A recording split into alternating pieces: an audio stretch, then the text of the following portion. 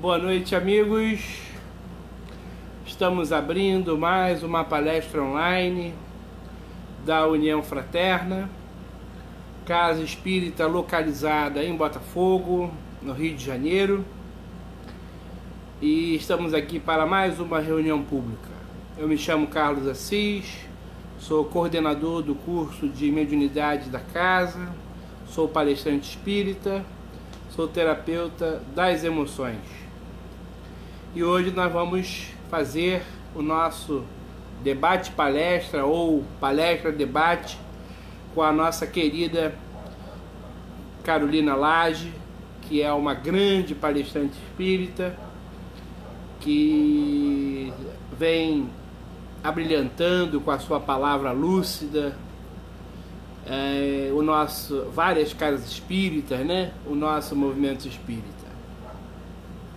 Esperar aí o pessoal ir entrando para a gente começar. A nossa convidada já está online, a Carolina Lage. Boa noite a ela, boa noite a Sônia. O pessoal ainda vai chegando aí devagar. Nós vamos ler uma página do livro Força Interior, do Valdemir Barbosa, para que a gente possa ir se harmonizando. Eu nunca escolho a página, deixo que os amigos espirituais sempre, nos inspirem a abrir na página dedicada a todos nós. Página 142. Dê atenção às maravilhas da vida, olhe para elas de olhos alegres, iluminados. Perdemos bons momentos ao olharmos para as coisas de olhos entristecidos, de espírito tombado. Ponha brilho e cor em tudo que observar à sua volta. Veja tudo e todos com olhos de luz enternecidos. As pessoas veem e sentem o que querem. Isso, portanto, depende do estado de espírito de cada um. Observe a natureza. Nela você encontra milhares de exemplos para ver a vida e o semelhante com mais entusiasmo e beleza. Carol, já vou logo te falando que você não está com o ícone de webcam. Se tiver pelo computador, normalmente você não consegue acessar. Você está pelo celular? Se tiver, ok, a gente pode tentar, mas se tiver pelo notebook, normalmente não entra. Vamos ver se ela ouviu, para a gente poder partir para a nossa prece inicial e depois ela já estar online, com a webcam. Boa noite a todos. Sandra Carvalho, Maria Evalda Costa, Sônia, todo mundo aí que está chegando aí. Ouviu, Carol? Você está sem o ícone de webcam. Dessa forma, não tem como te trazer aqui pro ao vivo. Isso, tá bom. Troca lá, tá bom? Então eu vou fazendo a prece. Qualquer coisa eu vou continuando até você conseguir acessar. Então vamos procurar fechar os olhos, relaxar o corpo na cadeira, onde quer que a gente esteja, elevar o pensamento a Deus, para que possamos ter uma noite extremamente proveitosa. Amado Deus, Pai de todos os seres e de todas as coisas, através do Mestre Jesus, Mestre dos Mestres, Médico das almas, que Tu possas, Paizinho querido, permear toda a união fraterna com o Seu amor insuperável, iluminar a nossa noite de palestra, debate, de estudo, para que possamos cada vez mais nos tornarmos seres melhores, Temos Jesus como guia e como modelo, para nos guiar tanto pela teoria, para o nosso aprendizado e pela prática diária. Contamos com o mentor da casa, mentor Ariel, com o Dr. Heimber, Dr. Flávio, toda a equipe espiritual. Que possamos abrir as nossas mentes, os nossos corações para esse conhecimento espírita, cada vez mais fazendo ponte, fazendo link com a ciência moderna, nos atualizando. Que possamos aproveitar muito a noite de hoje e que o Mestre Jesus ilumine a Carolage para que ela possa ser cada vez mais inspirada e amparada por esses espíritos do bem. Fica conosco, Jesus, nessa noite. Graças a Deus.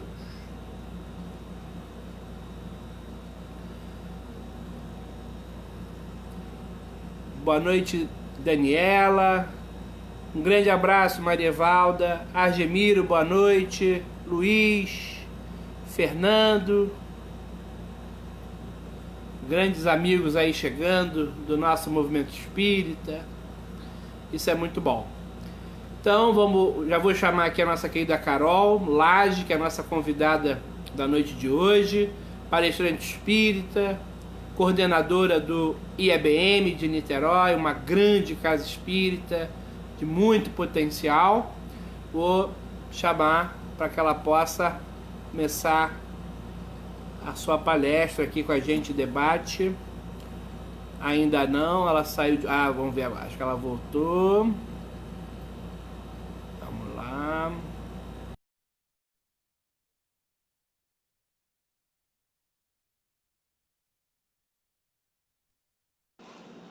Olá! Olá! Deixa eu só ver se eu consigo. Acho que vou ter que segurar. Ao contrário. Então, ao contrário, como né? Tá? Ai, meu Deus do céu! Como tá?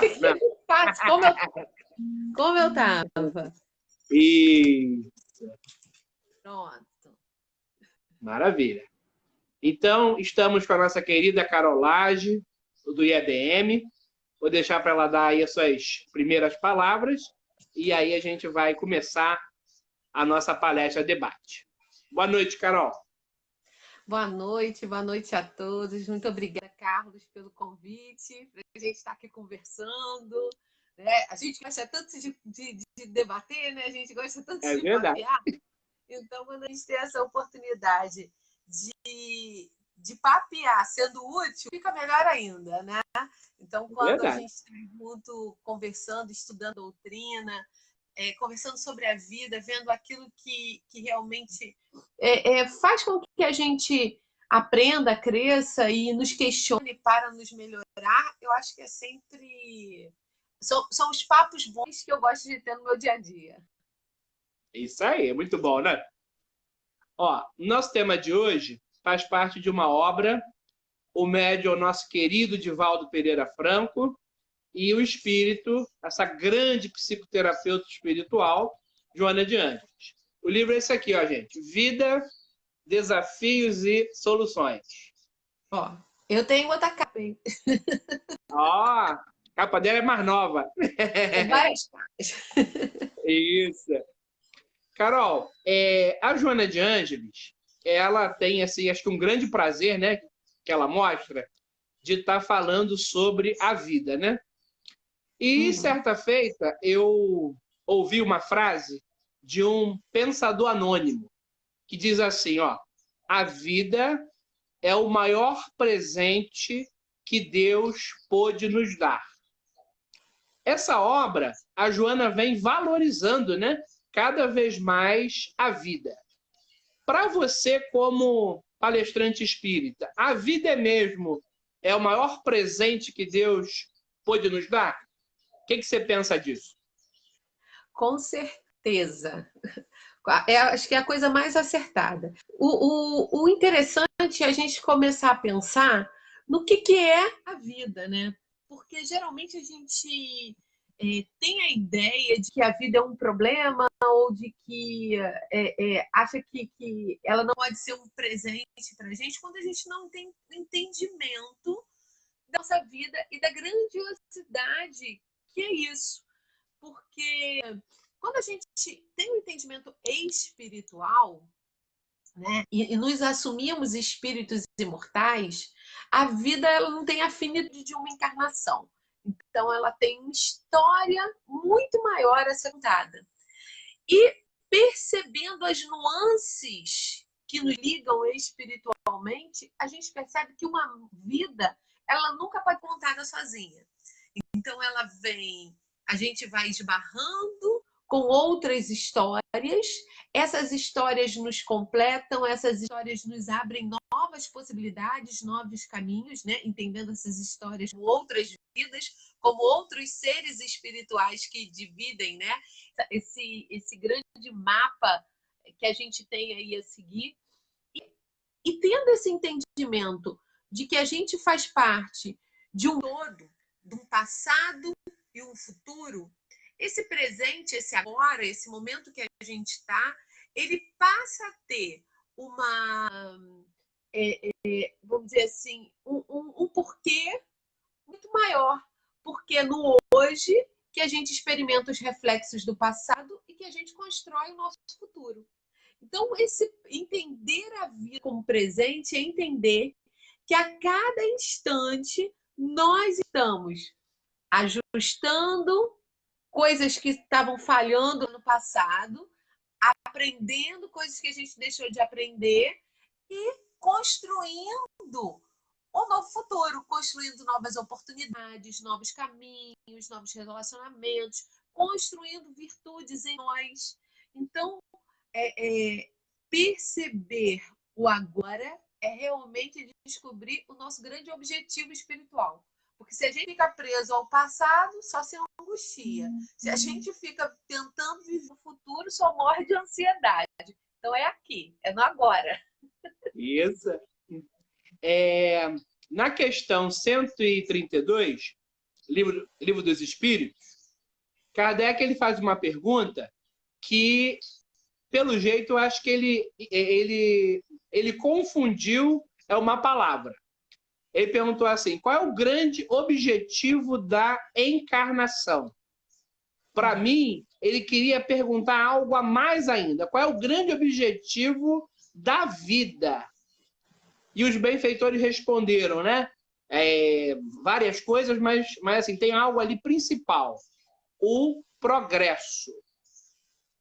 Como é que você tem visto o progresso do espírita, né? Vamos dizer assim, né? Na vida, e o progresso também de forma geral, né? Na vida. Como é que você vê? Então, eu acho que eu até concordo com você quando, talvez numa tradução, né? Quando a gente vai vendo as traduções, elas acabam limando um pouco esse pensamento de Kardec na hora dele fazer as perguntas, né? Mas eu também entendo que na hora que ele pergunta da encarnação, né? E que os espíritos respondem de forma tão abrangente, né? De uma forma tão mais global, dá a entender que ele está falando desse contexto geral, né? Não só da encarnação, do espírito estar no corpo físico, né?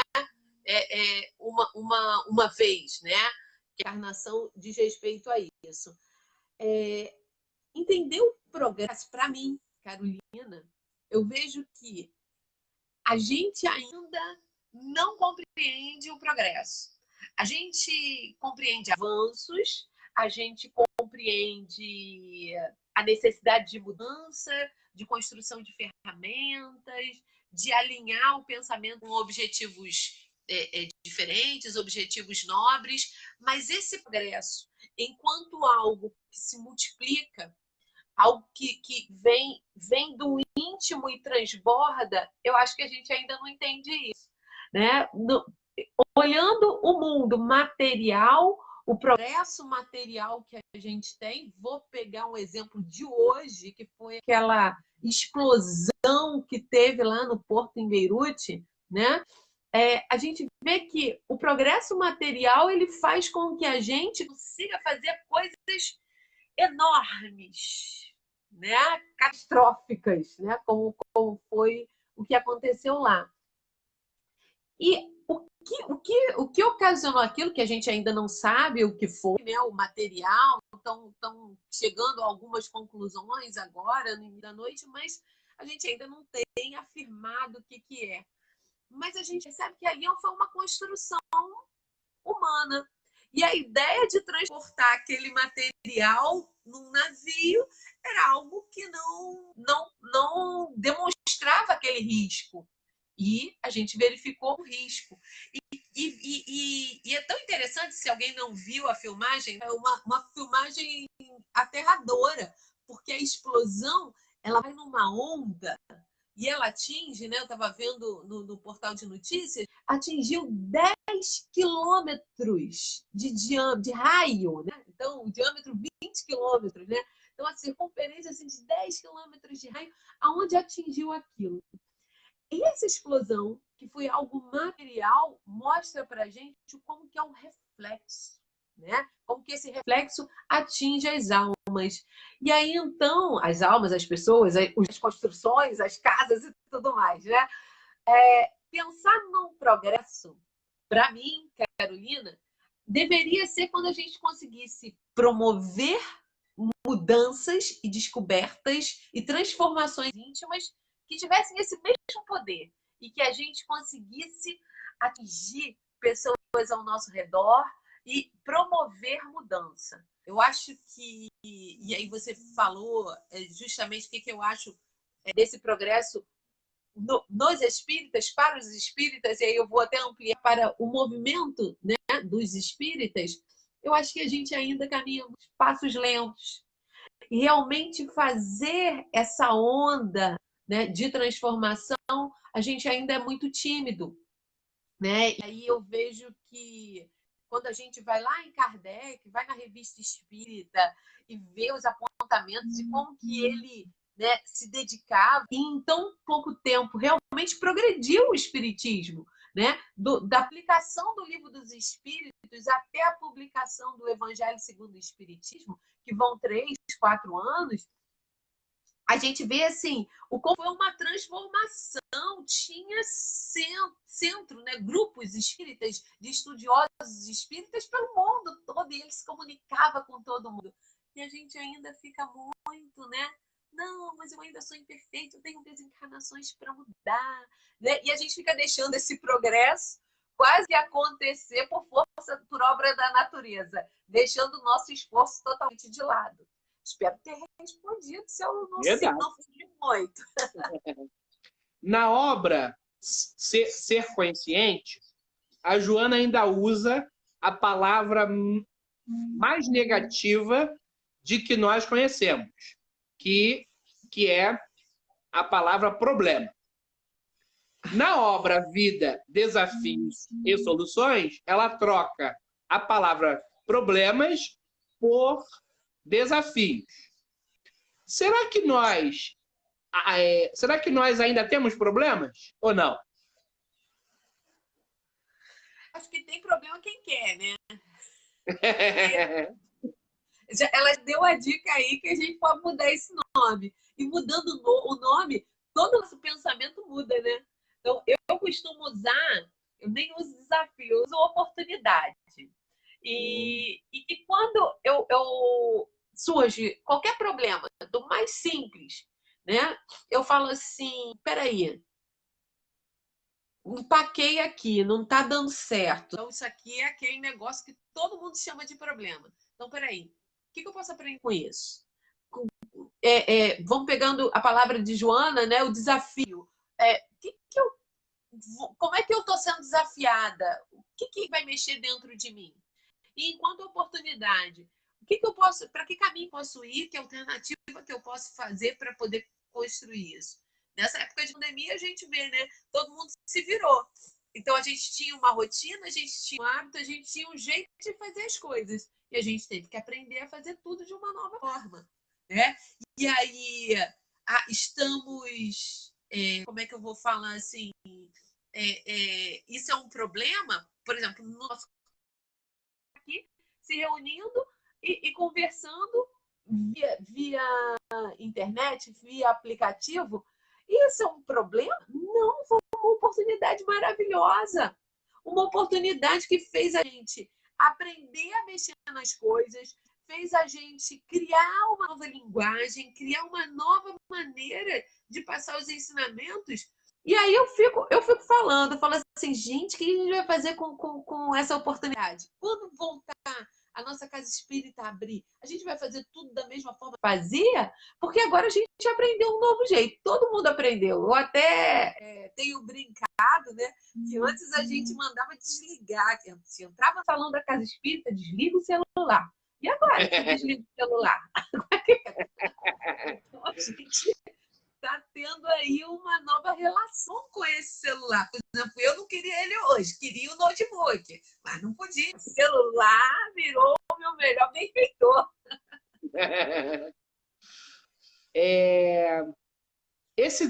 Esse tal coronavírus é um desafio? Claro que é, claro. Primeiro, é um desafio da gente entender toda essa engrenagem da lei de destruição, né?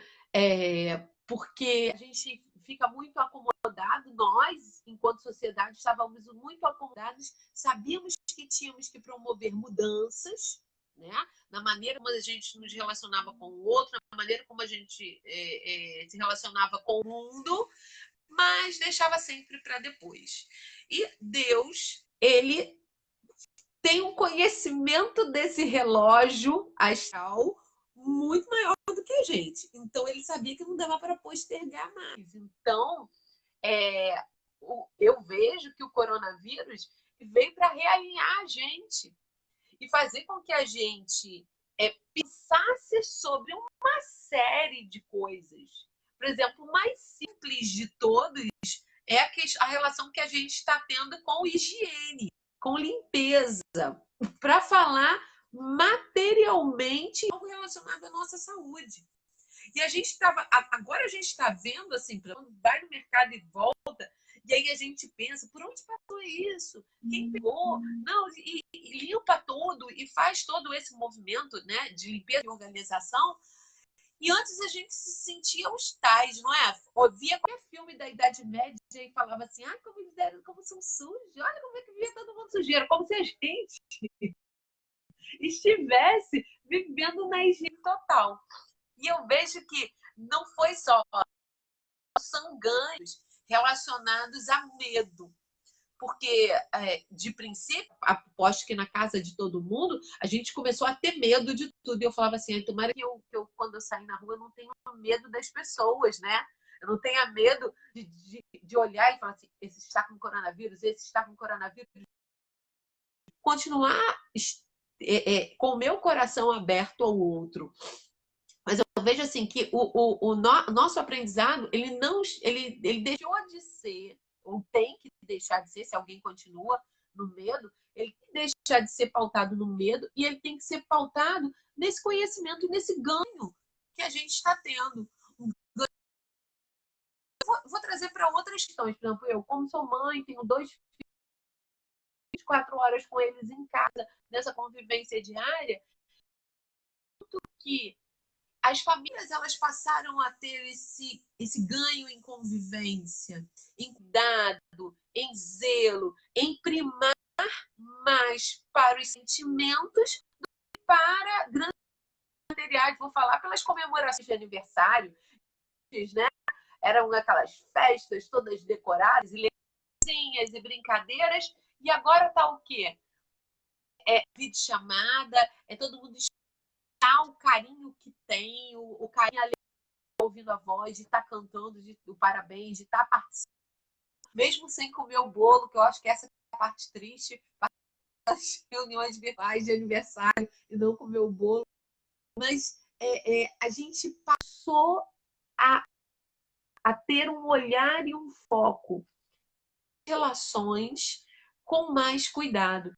Então, o coronavírus, que aparentemente é um problema, ele transformou um grande desafio só para nós, simples civis, cuidando dos nossos lares, mas que desafio grandioso para os governantes, para os grandes centros de pesquisa. Todas as vezes tem o grande problema até ele encontrar a solução daquele problema, quantos desafios ele ali esbarra e promove pequenas Carol, vou dar outras. uma pausa aqui que está cortando. Ok. Aí eu vou sair um pouquinho e chamar de novo. Só um minutinho. Tá bom, tá bom.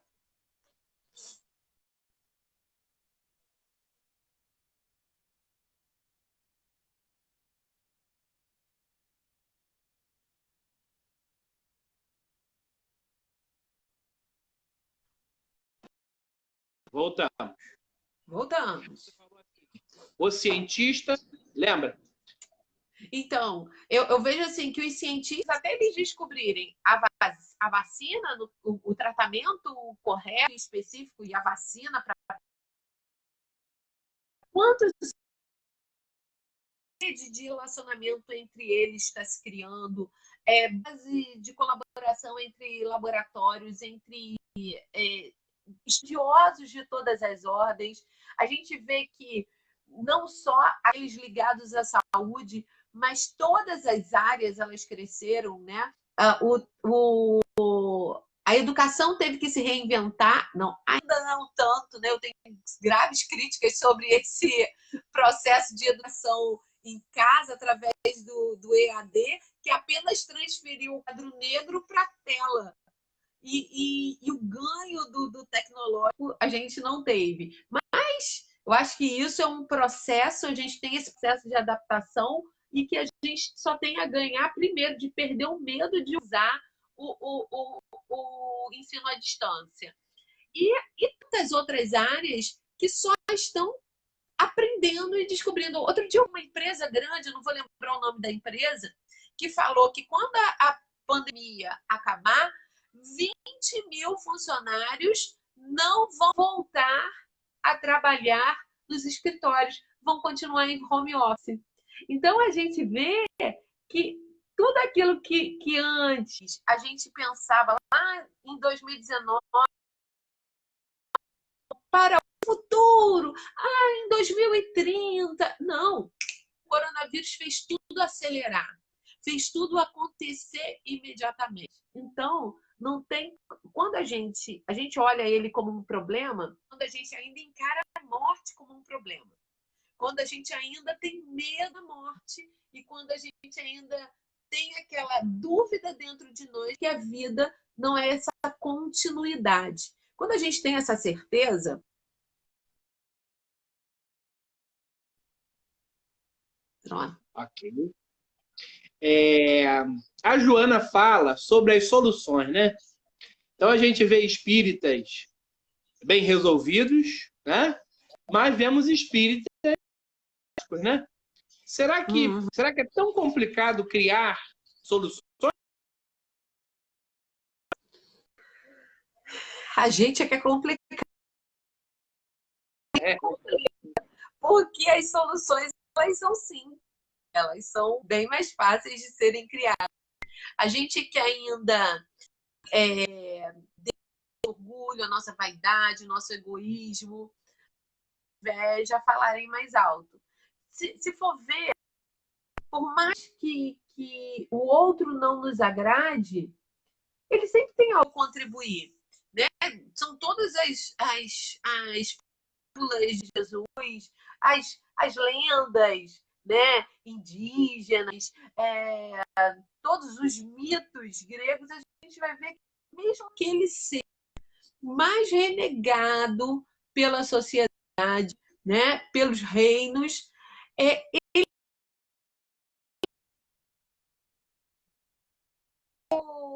de progresso, né, transformação, evolução, de crescimento. Eu acho que nós espíritas a gente acaba fugindo muito da essência da doutrina, coloca nossos sentimentos ruins, muitas das vezes, para tomar as decisões, e deixa o evangelho de lado. Deixa, vamos dizer, a essência dos ensinamentos filosóficos da doutrina e coloca aquilo que ainda nos prende ao erro para tomar as decisões. Por exemplo, vou pegar um exemplo sobre a questão da arte na casa espírita. Né? A gente vê que com a seriedade dos estudos, hoje a gente já não escuta mais tanto, mas a gente ainda escuta, mas a gente já não escuta mais tanto dirigentes falando que arte não é coisa de espírita. Como eu acho que água mole que pedra dura, tanto bate até que fura, né? Então eu acho que não tem mais como fazer um discurso contra. Porém, a gente ainda vê uma dificuldade em abrir as portas. Uma dificuldade muito. Ah, não, mas nessa reunião. Ah, ah,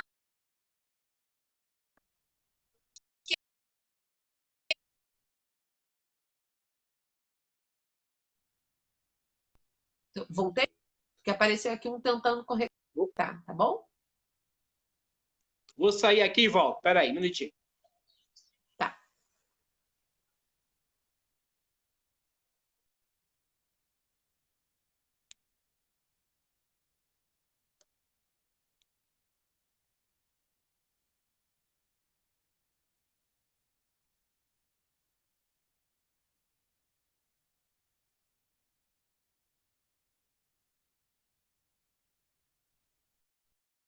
Voltou. Pronto. Voltei. Então, a gente que são. Não tem base nenhum e é muito por medo ou por um não gostar, questão, né, que bota esses encontros. Então, eu vejo que nós, espíritas, a gente precisa estudar continuamente e fazer acima de tudo, antes de qualquer, eu quero fazer um discurso, ou vou escrever um livro, ou vou escrever ou vou fazer uma peça, antes de fazer qualquer coisa, a gente tem que promover o nosso autoconhecimento. A cada ação, a cada ideia que a gente tenha, a gente tem que botar peraí, isso daí eu estou fazendo por vaidade? Ou o que está me movendo? É o meu orgulho? Ou eu estou fazendo por ter consciência de que isso é uma coisa boa, eu tenho a contribuir? Então, se fazendo o autoconhecimento, essa autoavaliação, nem vou falar autoconhecimento, mas uma autoavaliação das ideias, dos pensamentos, dos atos, a gente tem mais chance de acertar. Não quer dizer que a gente vai acertar o tempo todo, mas a gente tem mais chance. O que muitas das vezes a gente vê é que as decisões elas são tomadas no automático e a gente não faz essa autoavaliação os ensinamentos doutrinários e o bem acima de tudo. Isso. Eu, quando comecei no Espiritismo, eu sempre ouvi assim, uma fala de vários palestrantes que o espírita ele cria soluções muito por si mesmo, né? E que os espíritos ajudam. Quando eu comecei a ver, então, a casa espírita, né, assim como um todo, percebi assim que era mais o estudo espírita, na verdade, né? Que ia, então, promovendo em nós várias, né, vamos dizer assim, né? Descobertas, a prática também é do autoconhecimento, e a vida foi assim ficando mais fácil, né? Mas eu comecei também a perceber que tinham vários espíritas que eles queriam uma ajuda muito mais direta dos espíritos. Né? Exemplo, psicografia, que é uma coisa hoje em dia sobre, falando aqui do Rio de Janeiro, né? Assim, do estado, é uma coisa muito rara hoje, né? A gente vê muitas casas que não tem, né? E aí eu vi que muitas casas elas não trabalhavam dessa forma, né? Que não vem mensagem, né?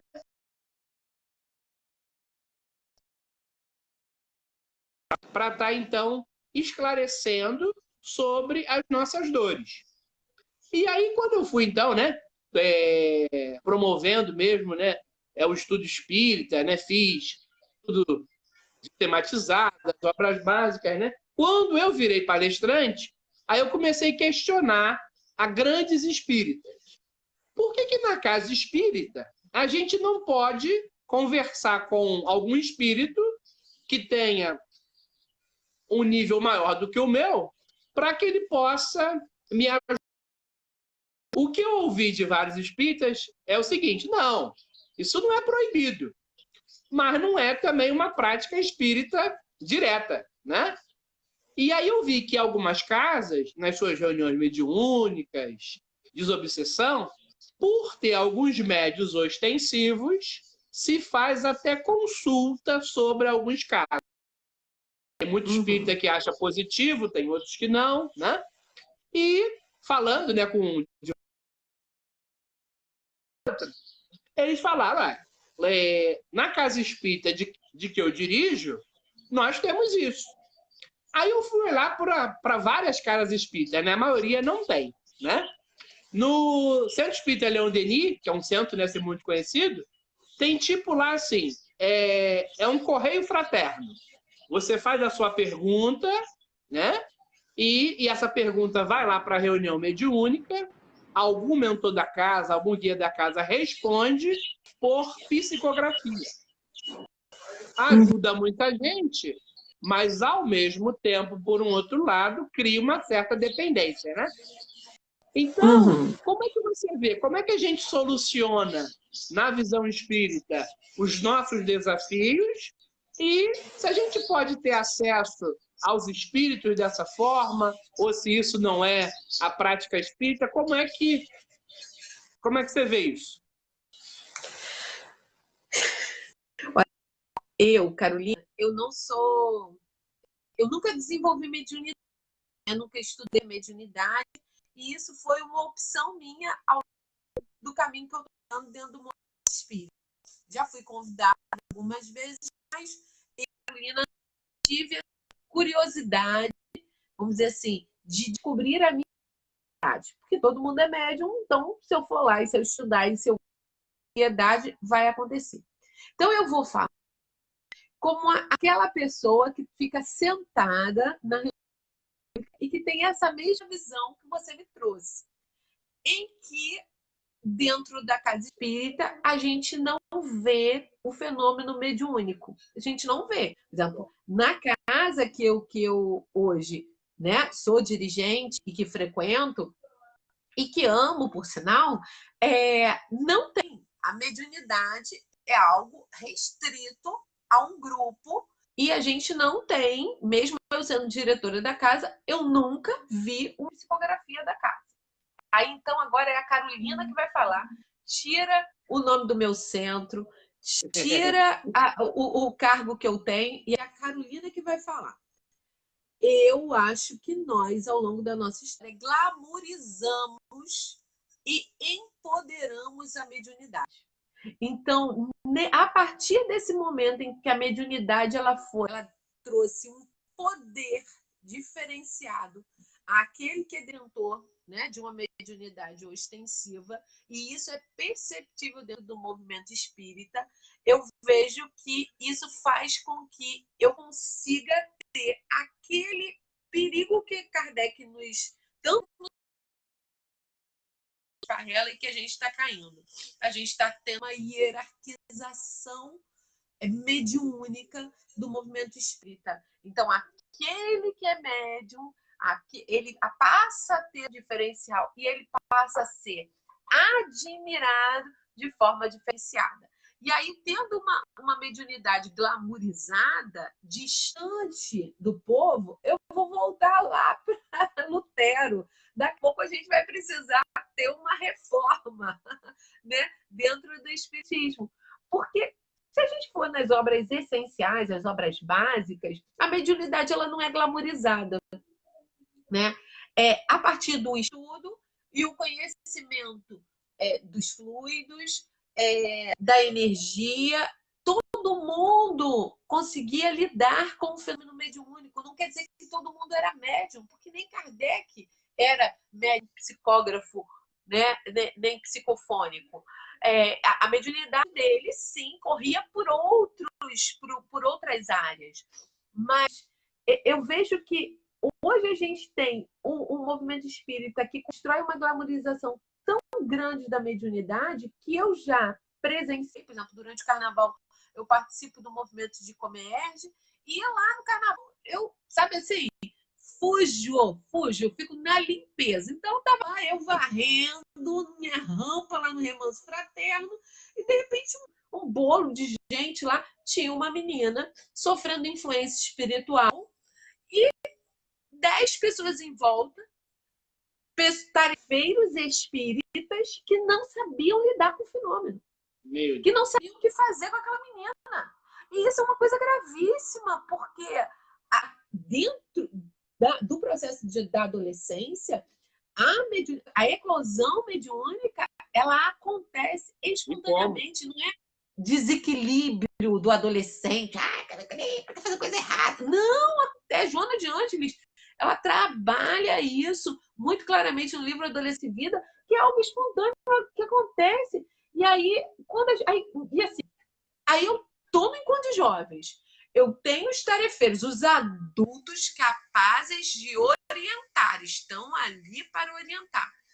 E que não consegue solucionar. Aí foi tão engraçado que uma companheira nossa, né, não vou falar nome, ela rapidamente fez assim, segura aqui. Passou a vassoura para o meu lado, foi lá e fez o que naquele momento, que a gente estava muito distante do atendimento fraterno, o que deveria fazer? Foi lá, bateu no ombro. Como é que é o nome dela? Bateu no ombro da menina, falou o nome da menina, falou, volta, vem pro corpo, vamos fazer uma prece, mas você que é responsável por esse corpo, vamos, não sei o quê. E reequilibrou energeticamente para que aquela menina pudesse ser conduzida para o atendimento fraterno, para receber passe, se tivesse a comunicação espiritual lá, seria sanado e tudo mais. Aí sabe o que aconteceu? Nesse momento que ela foi, que ela bateu no ombro, 2 pessoas correram para o meu lado e falaram assim, meu Deus, mas ela pode fazer isso. Eu falei, ela deve, é o que tem que ser feito. E a gente vê assim, que aí fica na materialização, você não pode tocar no médium. Então, que é um caso específico, né? Quando há doação de ectoplasma, aí, quer dizer, acharam que assim, se tocasse no corpo daquela menina, ia acontecer alguma coisa grave com ela. Falta de estudo mediúnico, não desenvolvimento mediúnico. Eu não acho que todo mundo entrou na casa espírita e já tem que partir para o movimento mediúnico, até porque eu quero ter o meu ser respeitada na minha decisão de não participar. Mas, assim, ao longo da minha vida, eu estudei mediunidade. E mesmo sem ter passado pelo desenvolvimento, eu sei como lidar.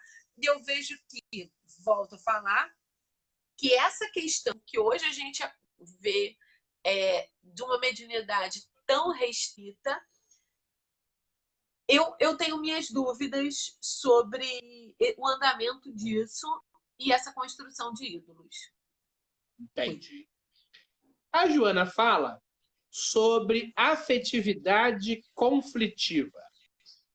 E muitos espíritas, até mesmo palestrantes, acham que toda vez que nós estamos diante desse tema, né, e dessa atividade também, a Joana está querendo falar sobre homossexualidade. E não é isso. Mas nós vemos também, né, a gente não pode mentir, eu como terapeuta, então, que não existam, né, situações, né, entre espíritas que até estão homossexuais, né, nesse momento, que eles não tenham conflitos afetivos, né? Mas isso não é uma regra, né? Mas a afetividade conflitiva na vida, né? A gente vê hoje, né? A depressão. A depressão é uma doença do afeto, né? É uma doença da falta de autoamor, da falta de autoestima. Se bem que temos também aquela, né, depressão que ela é orgânica, né? mas, a grosso modo, a gente vê a afetividade conflitiva e uma das doenças, né, que está muito hoje presente na Terra é a depressão. Por que será que a gente ainda vê muitos espíritas depressivos? O que você pensa disso? Olha, eu acho que quando a gente estuda a doutrina espírita e começa a frequentar uma casa, eu acho que começar tudo, né? Mas quando a gente começa a se dedicar a estudar e ler, a gente esbarra com o nosso histórico emocional, os nossos registros emocionais de outras encarnações. E não quer dizer que se você começa a estudar a doutrina espírita, que automaticamente você vai compreender esses registros de emoções. Então eu vejo que muitas das vezes a gente paralisa, né? O conhecimento ele chega, então ele entra, mas aí quando começa a fazer as coceirinhas e que a gente tem que promover a nossa mudança, né? E encarar e descascar essa cebola, né? Encarar esses nossos conflitos emocionais, a gente muitas vezes paralisa. E aí é nesse paralisar que eu acho que talvez entra, vamos dizer assim, entra essa depressão. Não vou usar o termo depressão por falta de outra, né? Porque eu vejo assim, a doutrina espírita nos dá claramente qual o indicativo de caminho que a gente deveria tomar.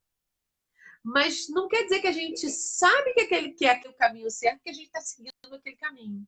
Para seguir aquele caminho, a gente tem que ter um esforço íntimo e ir. E muitas das vezes, nesse movimento de esforço íntimo, a gente tem que lidar com questões emocionais nossas e que geralmente elas ainda permanecem conosco e estão tão arraigadas porque a gente não tem coragem para isso. Então, eu acho que aí que está o grande ponto. Não é só o conhecimento da doutrina, é o esforço que a gente tem que fazer para domar essas mais inclinações, como Kardec, mas esses maus registros emocionais que a gente ainda tem. Perfeito. Agora é uma pergunta forte, hein? Opa! Você... não. A Joana de Ângela, ela fala sobre frustrações aqui no livro. Você tomou já mesmo conhecimento, conhece alguém, é claro, né, que a gente não cita o nome, né? Mas assim, você já conheceu alguém que afirme: eu sou um espírita frustrado? Opa! Mas assim, o espírita frustrado com a doutrina? Assim, a gente até vê isso, né? Frustração com a doutrina espírita, que é uma coisa que fica no ar, né? Ou frustração porque ele não conseguiu ser espírita de fato. Eu acho que eu acho que eu nunca conheci ninguém que Não? falasse isso. Eu nunca conheci ninguém que falasse que estava frustrado. Mas eu já vi assim, situações em que as pessoas foram expostas em seus erros e aí o semblante de frustração se torna evidente. Então, assim, eu acho que espírita frustrado, eu vou botar eu. Eu vou botar eu, porque eu já me frustrei muito. Já me frustrei muito. Quando você estava fazendo uma pergunta pesada, eu fui já me filmando aqui, né? Mas, assim, é muito frustrante quando a gente está no movimento espírita e a gente vê erros tão simples, né? Vamos dizer assim, tão banais, tão materiais, né? Sendo expostos, sendo descobertos. E aí a gente vê assim, gente, mas será que na hora H que ia fazer o errado, não bateu um alerta? Porque eu, Carolina, de novo, né? Tira as espíritas, tira cargo. Eu, Carolina, tenho um anjo da guarda, um mentor tão brabo comigo que se eu vou mentir na esquina, eu sou desperta. E assim, eu não estou fazendo alegoria para ninguém, não. É assim, é assim. Eu minto agora, eu minto no telefone, eu olho, vejo ali a pessoa ali, assim, igual o filme. E falo assim, gente, então eu não consigo entender o como que, às vezes, assim, em erros tão simples as pessoas caem. E aí as pessoas. E aí, assim, que eu falo, eu nunca vi ninguém falar assim, eu sou espírita frustrado. Eu já vi, assim, situações em que as pessoas são descobertas e a frustração fica, porque, vamos dizer assim, é tão simples botar os objetivos da doutrina em prática, porque é simplesmente a gente cuidar dos nossos pensamentos e dos nossos atos. A gente saber optar na hora exata entre o certo e o errado.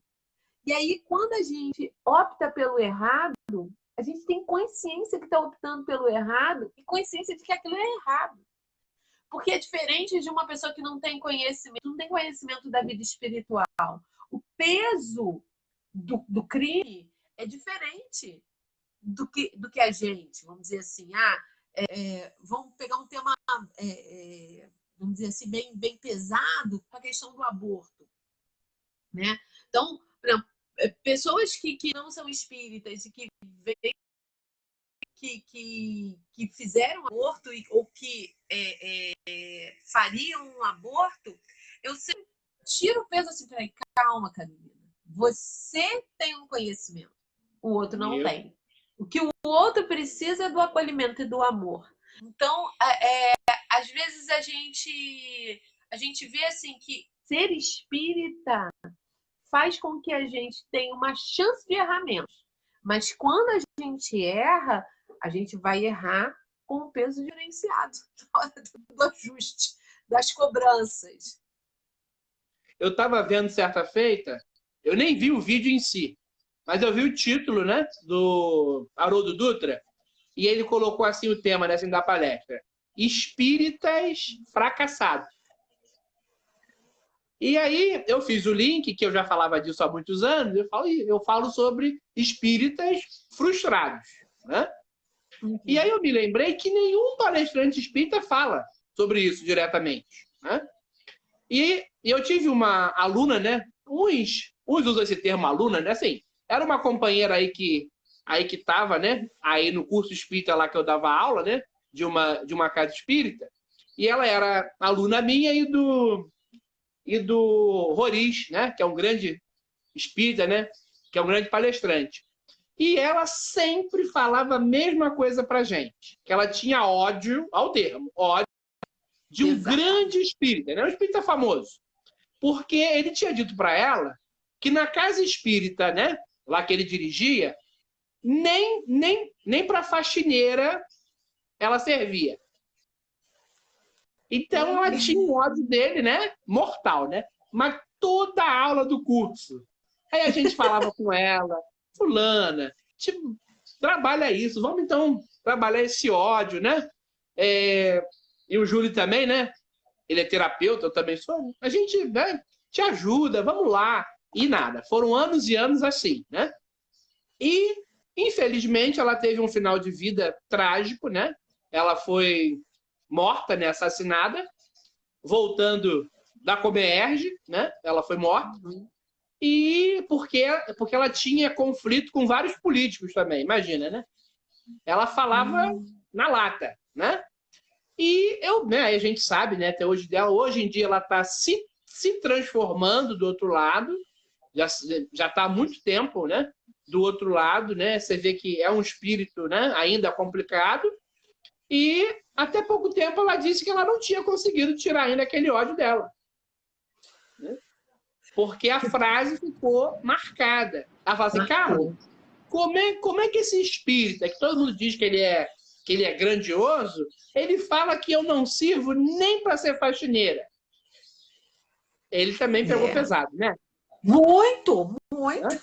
Então... Já amarrei um cadinho. E aí ela ficou frustrada nisso, né? ficou então essa marca nela, né? Infelizmente, Aham. essa marca emocional. Então, assim, a gente precisa, né, evitar, né, certas palavras, certas atitudes, né, sabendo que nós não somos perfeitos, né, mas tem coisa que a gente pode evitar, né? Aqui para o final, mas nessa obra, Vida, Desafios e Soluções, a Joana tem uma frase genial, né? Que é aquela: quem é solidário nunca fica solitário. O que você pensa disso? Olha, eu peguei essa frase como lema, tá? Essa frase, eu me lembro que ela também fala sobre isso lá no Homem Integral, quando ela está falando sobre solidão. E aí eu me lembro que isso virou meu. Eu escrevi em cartinha para os amigos, que não eram espíritas. E como escrevo até hoje, tá? Eu escrevo até hoje para os outros. Porque eu acho que isso é tão libertador, porque a solidão, né? Até no Homem Integral ela coloca como um dos grandes males do século, né? Reportando a um gigantes, né?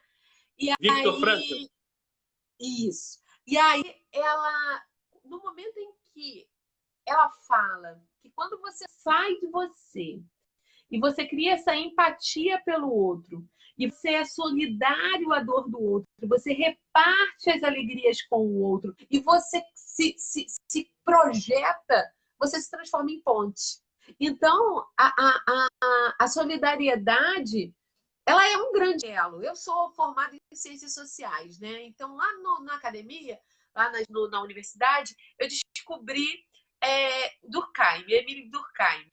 E quando ele fala sobre faz seus estudos sobre a sociedade, transforma e transforma para o nosso melhor entendimento a sociedade num grande organismo vivo, e aí ele quer descobrir qual é a grande chave, qual é o grande segredo que une todo mundo. E aí ele coloca essa solidariedade. Não uma solidariedade de pegar 1 quilo e entregar para o outro, mas a solidariedade onde é que você se sente cumprindo uma função que, junto com a função cumprida do outro, constrói algo positivo para a sociedade. Então, cada um fazendo o seu papel e cumprindo as suas funções, nós conseguimos fazer com que a sociedade avance, com que os desafios sejam cumpridos, que a nossa vida ganhe sentido.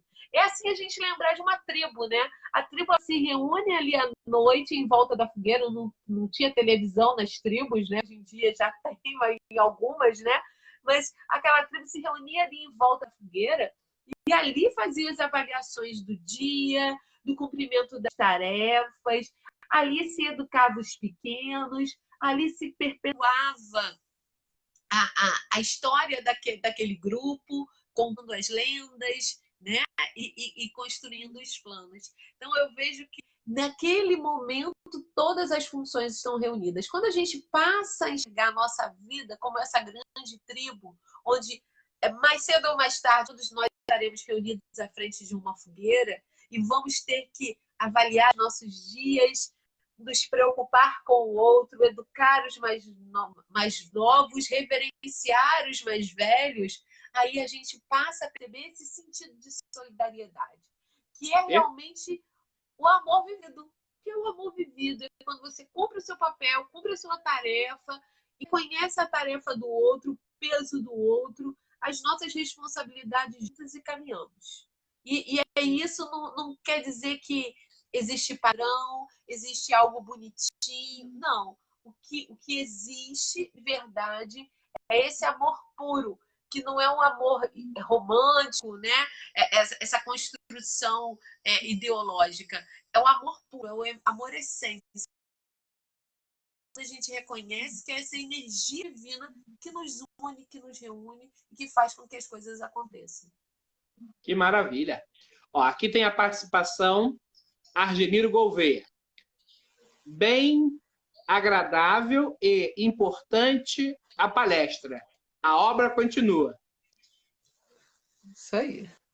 E a Marluce Tito, que é lá do Grupo Elo, muito, muito boa colocação.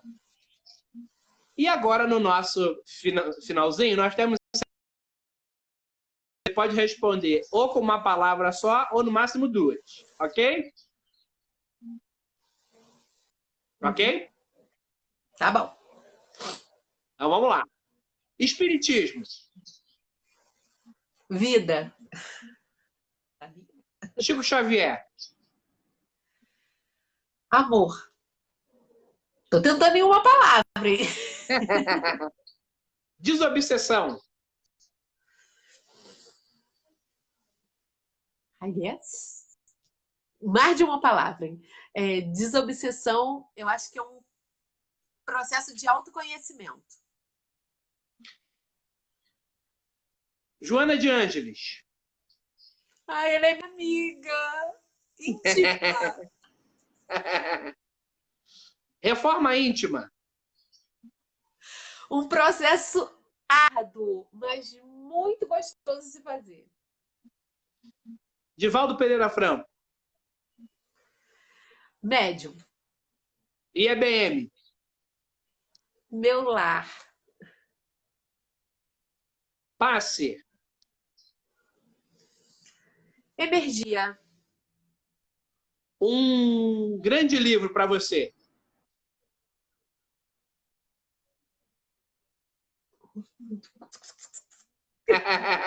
Vou ficar com o Evangelho segundo o Espiritismo. Pronto. Um grande autor. Manuel Filomeno de Miranda. Um terapeuta. Carlos Assis. Aí não vale. Então, Ódio. Jesus é o meu. Ah, melhor. Ódio. Ódio. A gente tem que riscar esse ódio. Olha só o que o ódio construiu no coração da amiga, né? Então a gente tem que tentar de todas as maneiras compreender as diferenças e não alimentar. Um grande palestrante.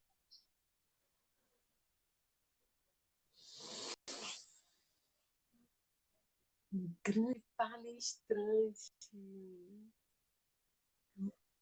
Olha, eu vou dizer que eu vi uma palestra de um amigo muito querido que não está mais no meio espírita, mas que me deixou presa todos os minutos. E que, assim, é um orador fabuloso. Eu lembrei de outro agora, mas eu vou ficar com esse, tá? Caio Tavares. Caio o quê? Caio Tavares. Caio Tavares, era lá do IABM. Maravilhoso. Que beleza. Um grande médium. Um grande médium, Chico Xavier. Psicologia. Para mim, é o entendimento do ser. Coronavírus. Oportunidade. E a sua mensagem final para os nossos companheiros. E fala um pouquinho também lá da casa. Uhum. Olha, lá no IABM, o que eu falo é minha casa, é meu lar, né? Porque eu tenho um histórico com aquele prédio, todo o trabalho que acontece ali, desde quando era federação. Então, eu tenho um carinho pela história da casa. Então, eu acho que a gente tem que ter sempre muita responsabilidade com a história da casa, porque senão os nossos passos, as nossas decisões ali dentro acabam desonrando tudo que já foi construído, né? Então, assim, o meu carinho, minha admiração por todos aqueles que já trabalharam ali é tão grandioso. Todas as vezes que eu vou fazer qualquer coisa, é como se eu estivesse realmente reverenciando, né? Todos esses que construíram a história do IABM. E para palavras finais, eu acho que a gente tem que encontrar a leveza na vida. A leveza de ser espírita. Espírita não pode ser carrancudo, O espírita ele não pode ser punitivo, muito menos autopunitivo. A doutrina é uma doutrina libertadora, é uma doutrina acolhedora. E quando a gente estuda, a gente vê isso com tanta clareza, não para esclarecer os outros, mas para nos esclarecer.